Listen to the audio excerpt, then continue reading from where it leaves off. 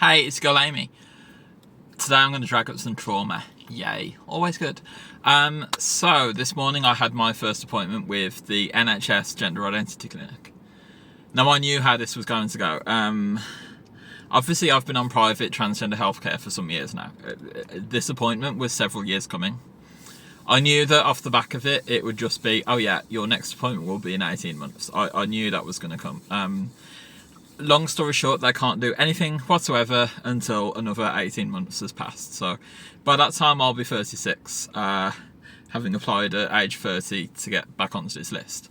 And actually, when I applied to go back onto the list, that was only because they'd forgotten I was on the list in the first place. I went to remind the GP and to say, look, can you just see where I am on the list? And it turned out I wasn't on the list whatsoever. So yeah, it's been several long years. Yeah, that aside, what I want to talk about is why it's been 10 years since I came out the first time to me coming out again. Because I came out to my parents when I was 20. I knew I was transgender from a very young age. By age 17, I was quite clearly saying to people I'm transgender. But I'd worked it out before then. So why did it take so long to get to that point? And what I want to talk to you is the big trauma of my uni days. So, what I want you to picture is a jaded A-grade student. The only reason I didn't get higher grades in school was that my school couldn't afford to put on the separate exams just for me to get those grades.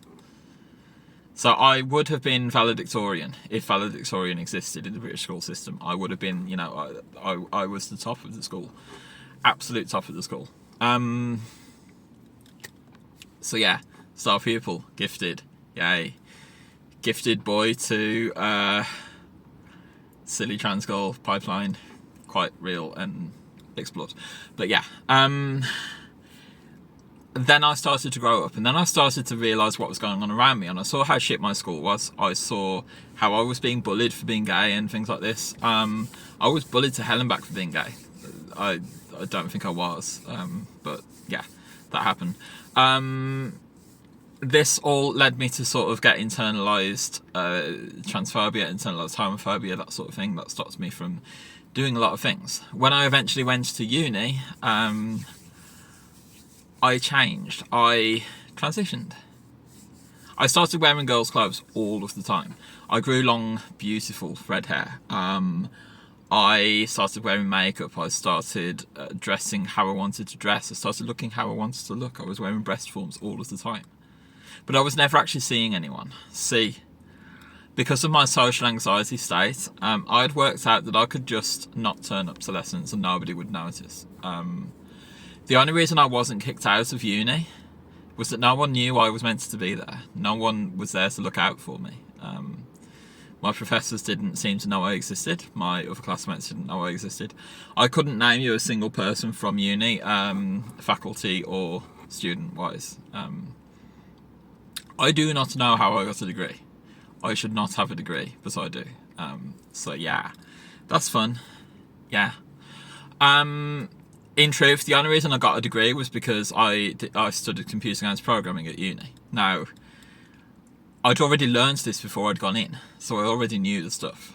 Actually, uni was pointless for that track. It's a pointless thing to go into if you've already been through all the personal self-development beforehand. So that made me jaded itself about uni. But yeah, I wasn't turning up. I wasn't turning up, and I was sitting alone in my flat. I never entered the kitchen. I never entered the communal areas. I had my own bathroom. I was just sitting in a room doing inappropriate things, hurting myself and wallowing in self-pity.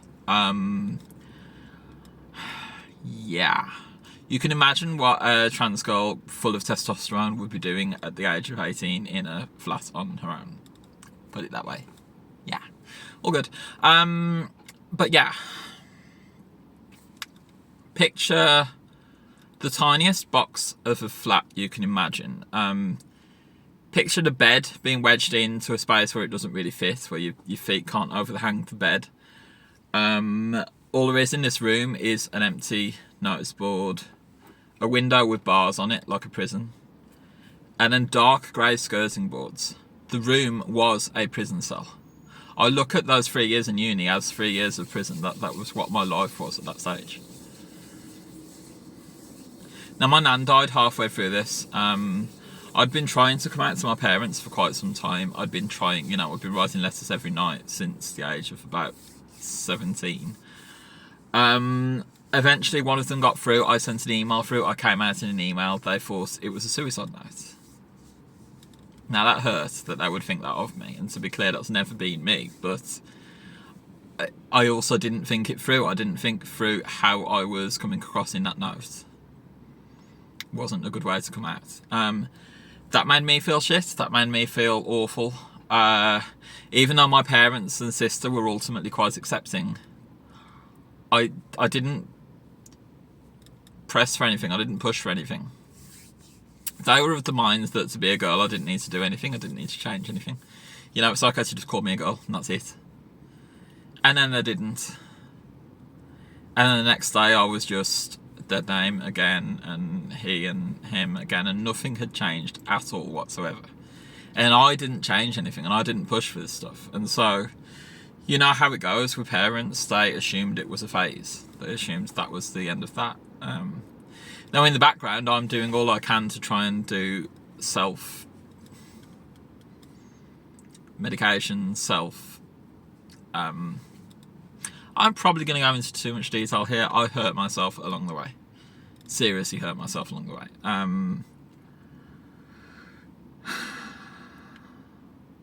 From the age of 25, I think I had no testosterone in my body. Yeah. So then, come age 30, I end up coming out. I told some people at work that I was transgender.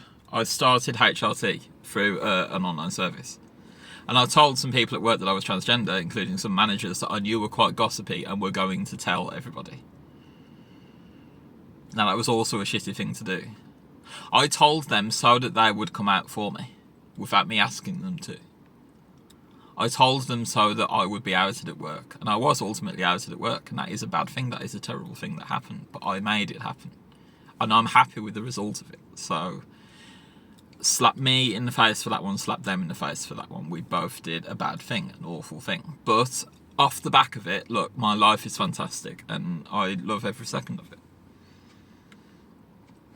This goes to show that you can transition and detransition and wait 10 years and everything can still be okay. I threw everything away. I threw all my clothes away from uni. I'd been living as Felicity, as it was, for 3 years. Nobody knew this because nobody saw me. I was just lurking in the shadows. I was using women's bathrooms and things like that. I was, I was generally out and about as me. You'll have seen pictures of me from this time, and you'll see that let's just say I passed quite well at the time. So no one really noticed that I was transgender. No one really bothered with me. But at the same time, I didn't try and talk to people. I didn't try and expand my horizons or anything. So it was sort of a dud of a transition, but it was baby steps. When I came to transition the next time, actually there was a lot of things I changed. For one thing, it isn't about clothes. It isn't about hair, body. That isn't what transition is to me. And actually, I no longer see this as a transition. I just see it as a shopping list of things that I could do if I wanted to in any order. And that I don't have to do if I'm transgender or not transgender. They're just things that I can do at any point in my life that anyone can do. Deciding you're going to wear lipstick, that's not a transgender thing. That's just a thing that people can do. Changing the shape of my glasses, growing massive tits. It's just a thing that people can do. It doesn't have to be related to being transgender. But yeah. I'm probably downplaying how serious this mental breakdown in university was. When I say I was wallowing in a corner in a room, I mean I was literally wallowing in a corner in the room. And when I say I didn't speak to anybody, I mean anybody at all. At one point, someone knocked on the door to do an inspection, you know, to see if we had any drugs or anything, and I just pulled the sheets over my head and just stayed still as a ghost and waited for them to leave. I couldn't tell you any of the other doormates in my dorm's names, and we slept in the same apartment, essentially. We shared the same kitchen. I never crossed the threshold of the kitchen. They won't know I exist. They might have seen this random girl in passing. They won't know I exist. Nobody in the city of Leicester will know that I exist. So yeah. At the same time, I was going out at night. I was going out at 2 a.m. in the morning, just walking around Leicester. I say in the hopes that something would happen, but we won't go too far into that, okay? You can see what I'm imagining there. You can see... Yay, trauma. Nothing ever did happen. I'm fine. I'm absolutely fine.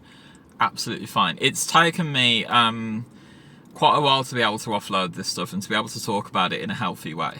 And to be able to look back at it as a part of my life that has grown me, that was useful ultimately.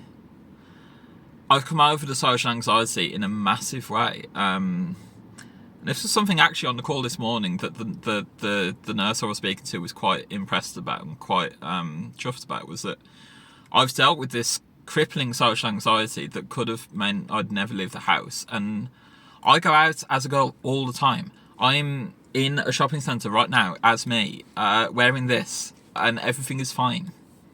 And I don't care, I don't mind. But I know something bad could happen to me at some point.